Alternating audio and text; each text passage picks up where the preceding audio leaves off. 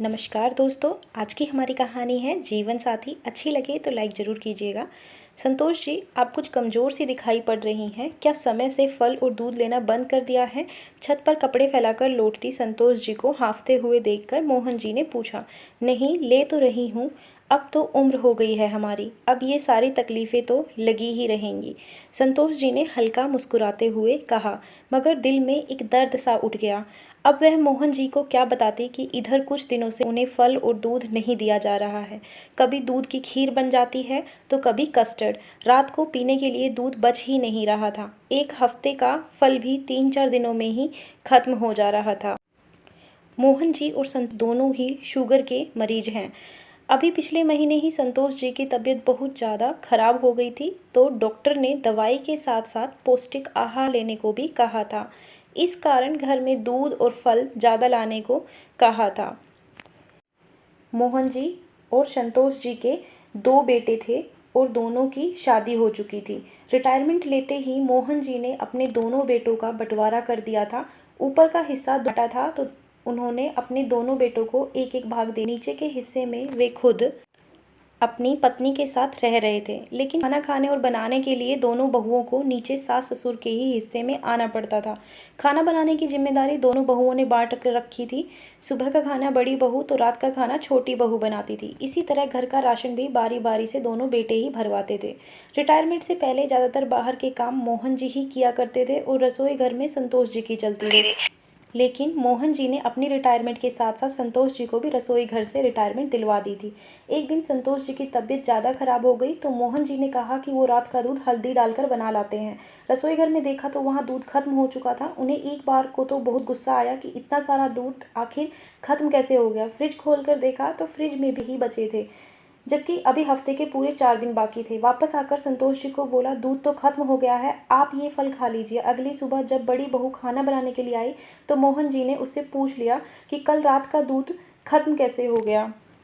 अगर दूध कम पड़ रहा हो तो मैं और मंगवा लूँ। बड़ी बहू घबरा गई और बोलने लगी, उसका काम तो सुबह ही खत्म हो जाता है, इसीलिए उसे नहीं पता। छोटी बहू ने पूछने पर उसने भी कुछ ऐसे ही उत्तर दिया। शाम को मोहन जी को सोच मगन देख संतोष जी ने कारण पूछा तो उल्टा मोहन जी पूछ बैठे, आप बताइए, घर में कुछ ऐसा तो नहीं हो रहा है जो मैं नहीं जानता? आपको मेरी कसम। संतोष जी मना करने वाली थी, मगर कसम की बात सुनकर खामोश हो गई। मन में कुछ दिनों पहले की घटना जीवंत हो उठी। बहुओं की कही बातें कानों में गूंजने लगी। अरे, इन बुड्ढे बुड्ढी को खाने पीने के अलावा कुछ सूझता ही नहीं है। बंटवारा करके भी इन लोगों के हिसाब से ही चलो। बड़ी बहू ने तल्खी से कहा, अरे राशन मुफ्त का तो आता नहीं, मगर इन्हें तो बस हमेशा 56 भोग की पड़ी रहती है। कभी पकोड़े की फरमाइश तो कभी नमकीन की। शुगर के मरीज तो कितना कम और नपा तुला खाते हैं, मगर इन्हें देखो, दूध और फल तो चाहिए ही। बुढ़े ने तो बुढ़िया को भी कोई काम करने से कर रखा है, बस सारा दिन रसोई घर में हम खपें और वो आराम से बैठे हुक्म चलाएं। छोटी बहू भी कहाँ पीछे रहने वाली थी।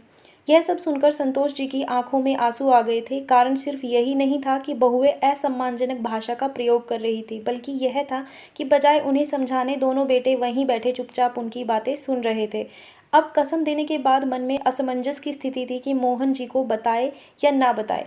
बताइए संतोष जी, क्या बात है? कहाँ खो गई आप? कुछ भी तो नहीं, आप यूं ही परेशान हो रहे हैं। माँ आखिर माँ ही होती है, बच्चों की गलतियों पर पर्दा डालने वाली। यही संतोष जी ने भी किया, लेकिन वो कहते हैं ना, सच को कितना भी छुपाने की कोशिश करो वो एक ना एक दिन बाहर जरूर आता है। और ऐसा ही हुआ।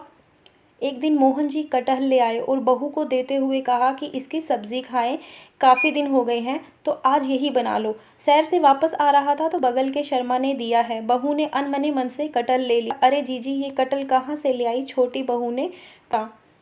और कहाँ से, आज बुड्ढे को कटहल की सब्जी खाने का शौक चढ़ा है तो ले आए। अब इसे बनाने में मेहनत तो हमें करनी पड़ेगी, ये नहीं कि यह फरमाइश अपनी पत्नी से करे। बंटवारा करके भी हमें तो नौकर लगा रखा है, उन बुड्ढों को तो बस आराम करना है। छोटी, मेरी थोड़ी मदद कर दे। ना ना, कल रात मैंने कोफ्ते बनाए थे, आज तो आप संभालो, कहकर छोटी बहू जैसे ही जाने के लिए मुड़ी, सामने मोहन जी को देखकर ठिठक कर रुक गई। मोहन जी का चेहरा गुस्से से तमतमा रहा था, उनकी आंखें लाल हो रही थी। बैठक में जाकर आवाज़ देकर उन्होंने बेटों के साथ साथ बहुओं को भी बुलाया। आज तक मैंने ज़िंदगी में बहुत बड़े बड़े फैसले किए हैं, लेकिन कभी भी मैं अपने लिए फ़ैसले पर पछताया नहीं हूँ, मगर आज मुझे ऐसा लग रहा है कि अपने घर को जोड़ने की कोशिश करके मैंने बहुत बड़ी गलती कर ली और मेरा आंशिक बंटवारा का फ़ैसला गलत था। मैंने सोचा था कि बच्चों को अलग-अलग कर दूँ, उनका अपना पर्सनल स्पेस बचा रहेगा, लेकिन साथ में पूरा परिवार एक साथ खाना बनाए और खाए तो रिश्तों में मिठास बनी रहेगी। इस कारण ही मैंने रसोई घर का बंटवारा नहीं किया था, क्योंकि रिश्ते तो रसोई घर में ही पकते हैं, लेकिन मेरा यह सोचना बिल्कुल ही गलत था। आज दोनों बहुओं की बातों को सुनकर मुझे मेरी गलती का एहसास हो रहा है। संतोष जी ने मोहन जी को शांत करने की कोशिश की और कहा, जाने दो, घर में छोटी मोटी बातें तो होती रहती हैं। नहीं संतोष जी, शायद आपको इन बातों का पहले से पता था और आप उस पर पर्दा डाल रही थी, लेकिन मैं अब ऐसा नहीं होने दूंगा। अभी भी मैं इतना सक्षम हूँ कि अपना और अपनी पत्नी का अच्छे तरीके से ख्याल रख सकता हूँ। ऐसा क्या हो गया बाबूजी जो आप इतना गुस्सा हो रहे हो? बेटों ने पूछा। यह तो तुम अपनी बीवियों से पूछ लेना कि हमें किन किन नामों से संबोधित किया जाता है। पहले तुम लोग मेरी बात सुनो। आज मैं अपनी गलती सुधार रहा हूँ और रसोई घर का बंटवारा भी कर रहा हूँ। आज से तुम दोनों अपना अपना रसोई अपने घर के हिस्से में ही बनाना और हमारी चिंता करना छोड़ दो। मैं अभी इतना भी बूढ़ा नहीं हुआ कि अपनी बीमार पत्नी की सेवा न कर सकूं, और मेरा पेंशन हमारे खर्चे के लिए काफ़ी होगा। मैंने सोचा था कि हम सब एक साथ रहेंगे, लेकिन शायद तुम लोगों को अपने माँ बाप की छोटी छोटी खुशियाँ भी भारी लगने लगी हैं। आज मुझे पता चल रहा है तुम्हारी माँ को जब भी पूछता था कि फल और दूध लिया कि नहीं, तो वो टाल क्यों जाती थी। जिस माँ ने ज़िंदगी भर तुम लोगों की फरमाइशें और जिद को पूरा किया है, आज इस वक्त तुम लोगों के पास उनके लिए दूध और फल के भी पैसे नहीं हैं। अगर ऐसी बात थी तो मुझसे कहा होता, मैं खरीद कर ला देता। उनकी बातों को दोनों बहुएं सर झुकाए सुन रही थी। आखिर गलती तो उन्हीं की थी और उनकी इस गलती के साथ दिया मोहन जी के बेटों ने। मोहन जी संतोष जी को लेकर अपने कमरे में चले गए। अपनी जीवन संगिनी के आंखों में आंसू देखकर मोहन जी ने कहा, आप रोती क्यों हो? मैं हूँ ना, मैं अभी बूढ़ा नहीं हुआ हूँ।